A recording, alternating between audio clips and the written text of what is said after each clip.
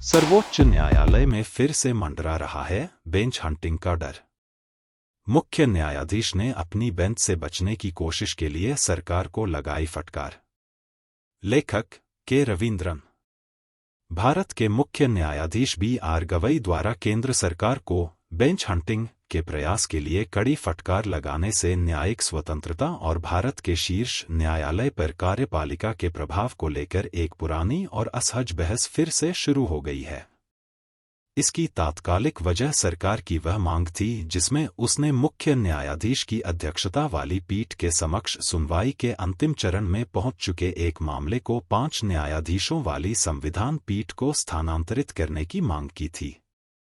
समय और योजना के मद्देनजर यह कदम मुख्य न्यायाधीश को अपनी पीठ के फैसले से बचने की कोशिश के रूप में प्रतीत हुआ, जिसने उस प्रवृत्ति को और पुष्ट किया जो वर्षों से न्यायालय को परेशान करती रही है। वह है शक्तिशाली वादियों द्वारा न्यायपालिका को प्रभावित करने का प्रयास कि कौन से न्यायाधीश किस मामले की सुनवाई करेंगे।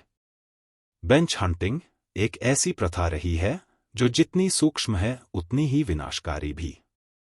यह न्याय के इस मूल सिद्धांत को कमजोर करती है कि कानून को सत्ता के प्रति अंधा होना चाहिए।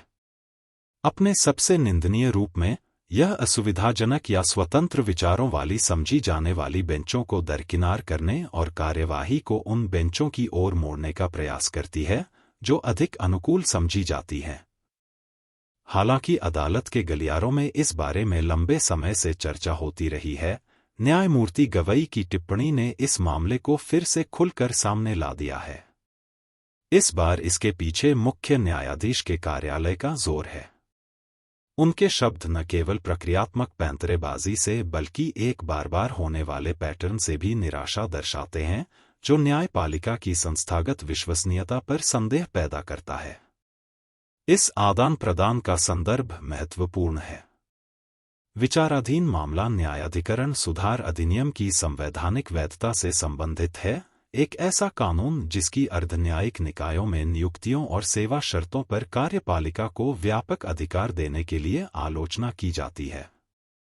पीठ इस मामले की गहन जांच कर रही है और याचिकाकर्ताओं द्वारा अपनी दलीलें पूरी करने के बाद सरकार के अनुरोध के समय ने लोगों को चौंका दिया।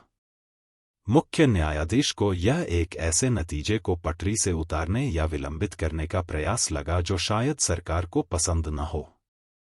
इसलिए उनकी प्रतिक्रिया न केवल न्यायिक स्वायत्तता का बचाव थी, बल्कि उन सीमाओं की भी याद दिलाती थी जो कार्यपालिका और न्यायपालिका को अलग करती हैं। यह पहली बार नहीं है जब इस तरह की चिंताएं सार्वजनिक हुई हैं। इस मुद्दे ने पहली बार जनवरी 2018 में राष्ट्रीय ध्यान आकर्षित किया था जब सर्वोच्च न्यायालय के 4 वरिष्ठ न्यायाधीशों न्यायमूर्ति जे चेलमेश्वर, न्यायमूर्ति रंजन गोगोई, न्यायमूर्ति मदन बी लोकुर और न्यायमूर्ति कुरियन जोसेफ ने तत्कालीन मुख्य न्यायाधीश दीपक मिश्रा द्वारा मामलों के मनमाने आवंटन का विरोध करने के लिए एक असाधारण प्रेस कॉन्फ्रेंस की थी। उनकी शिकायत थी कि सरकार से जुड़े मामलों को चुनिंदा रूप से पसंदीदा पीठों को सौंपा जा रहा है। वह क्षण अभूतपूर्व था। इससे पहले कभी भी कार्यरत न्यायाधीशों ने सार्वजनिक रूप से अपनी ही संस्था के आंतरिक कामकाज की ईमानदारी पर सवाल नहीं उठाया था। इसने न्यायालय के भीतर गहरी दरारों को उजागर किया। उन्होंने एक संरचनात्मक समस्या को उजागर किया जो तब से चली आ रही है, वह अस्पष्ट तरीका जिससे मुख्य न्यायाधीश रोस्टर के मास्टर के रूप में पीठों को मामले सौंपते हैं। चेलमेश्वर प्रकरण से संरचनात्मक सुधार तो नहीं हुआ, लेकिन इसने एक स्थायी चेतावनी का निशान जरूर छोड़ा। उस समय व्यक्त की गई चिंताएं आज के माहौल में भी गूंजती हैं, बस फर्क इतना है कि अब आरोप बाहरी तौर पर सरकार पर ही प्रक्रियागत मांगों के जरिए न्यायिक प्रक्रिया में हेरफेर करने की कोशिश करने के लिए निर्देशित हैं।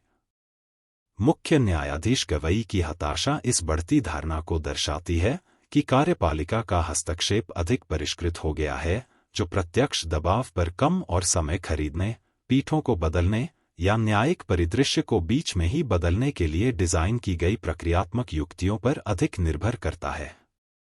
जब कार्यपालिका द्वारा बेंच हंटिंग की जाती है, तो यह न केवल एक नैतिक चूक है, बल्कि एक संवैधानिक अपमान भी है।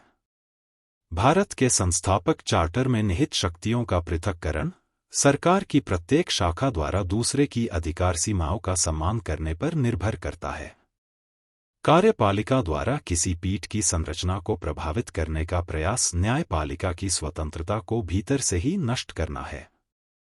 ऐसा हर कदम सार्वजनिक जीवन में न्यायालय के अधिकार को बनाए रखने वाली तटस्थता की धारणा को कमजोर करता है।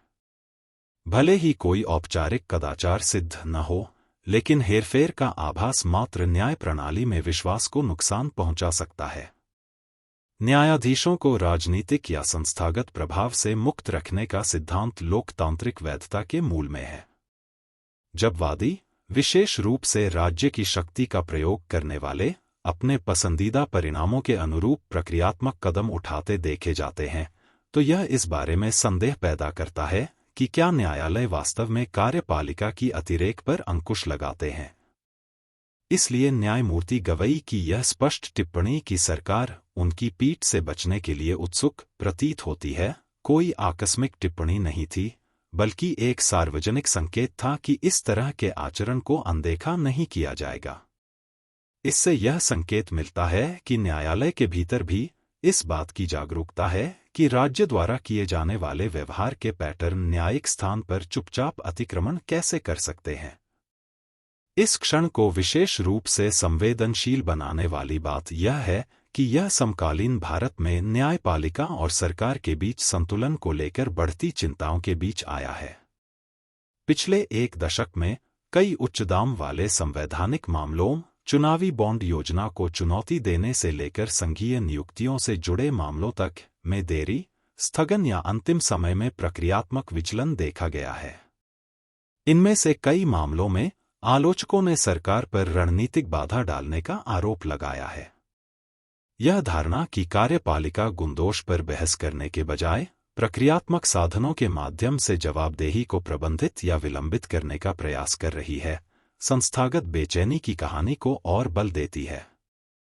सर्वोच्च न्यायालय की विश्वसनीयता न केवल उसके निर्णयों पर, बल्कि उसकी प्रक्रियाओं की अखंडता पर भी निर्भर करती है।